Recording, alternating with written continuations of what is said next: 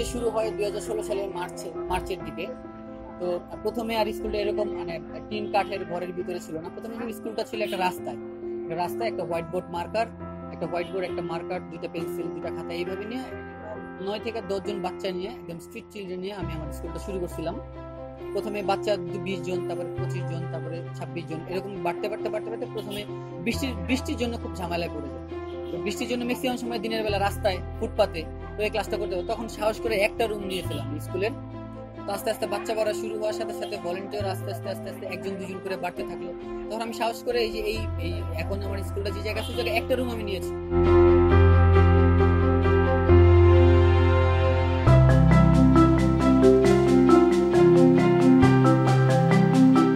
বাচ্চা কাচ্চাদের রেজাল্ট খুব ভালো রেজাল্ট হলো। যেমন পিএসসি পরীক্ষায় তারা একজন A+ জিপিএ 5 পেয়েছে, গোল্ডেন A+ পেয়েছে, একজন শুধু A+ পাইছে।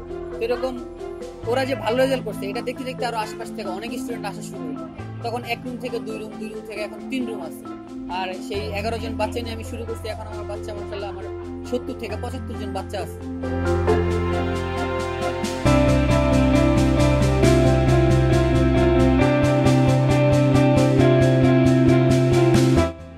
বর্তমান শিক্ষা ব্যবস্থা আমরা যেভাবে পড়াশোনা করে আসছিলাম সেটার থেকে এখন শিক্ষা ব্যবস্থা অনেকটা ডেভেলপ হয়েছে। তো আমি যাদেরকে এই স্কুলে যারা পড়াশোনা করতেছে সবাই আদার্স যে স্টুডেন্টরা আছে সবার থেকে একটু আলাদা, কারণ ওরা বাসায় ওইরকম টিউশনটা পড়ানোর সুযোগটা পাচ্ছে না, যার জন্য মানে আর 5টা শিশুদের মতো ওরা স্কুলে ওইরকম পারফরমেন্স দিতে পারে না। তো আমাদের উদ্যোগটা হচ্ছে আর 5টা স্টুডেন্টের মতো ওরা যাতে অ্যান্সার করতে পারে, এই জন্য স্কুলে যেই পড়াটা ওরা পড়ে সেটাই আমরা এখানে রেডি করে দিই।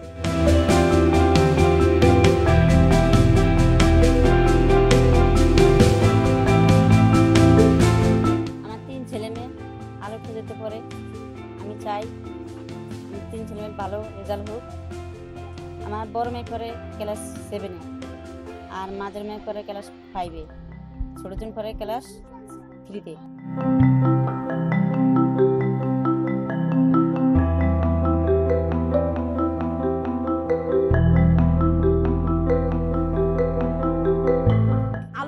সাথে প্রায় 2.5 বছরের মতো আছি। এখানে আসার প্রথম কারণই হচ্ছে বাচ্চা, আর তাদের দেখে আসলে ভালো লাগাটা শুরু হয়েছে।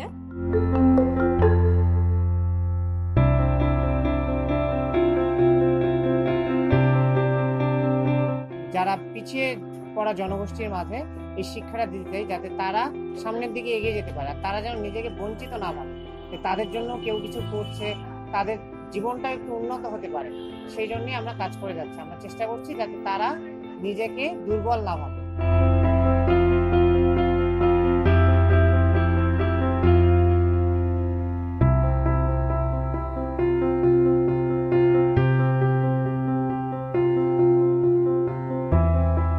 বর্তমান বাংলাদেশের প্রেক্ষাপটে শিক্ষা এখন একটা ব্যবসা, খুব উন্নত মানের ব্যবসা। আপনি একটা মহল্লাতে যতগুলো না আপনি চায়ের দোকান দেখবেন, তার থেকে বেশি থাকে কোচিং সেন্টার। তারা প্রত্যেকটা এটা ব্যবসা হিসেবে নেয়, কিন্তু আমি এটাকে ব্যবসা হিসেবে নিই না। প্রত্যেকটা বাচ্চা, ইচ এন্ড এভরি স্টুডেন্ট সবাই ফ্রি পড়ে, একদম ফ্রি। 90% বাচ্চার বাবা হচ্ছে রিক্সা চালায়, মা হচ্ছে মানুষের বাসায় বাসায় কাজ করে। তো তারা এই ধরনের এই সাপোর্টটা তাদেরকে দিতে পারে না যে একটা বাচ্চাকে আমি 1000 টাকা দিয়ে পড়াবো, 1500 টাকা দিয়ে পড়াবো। একটা বয়স্ক শিক্ষা আছে ওইখানে। আমাদের 13 থেকে 14 জন মানে স্টুডেন্ট আছে যারা একটু বৃদ্ধ, তার মধ্যে 4 থেকে 5 জন আছে হিজড়া। তো এই ধরনের বয়স্ক শিক্ষাটা আমরা সুন্দর করে চালু করি।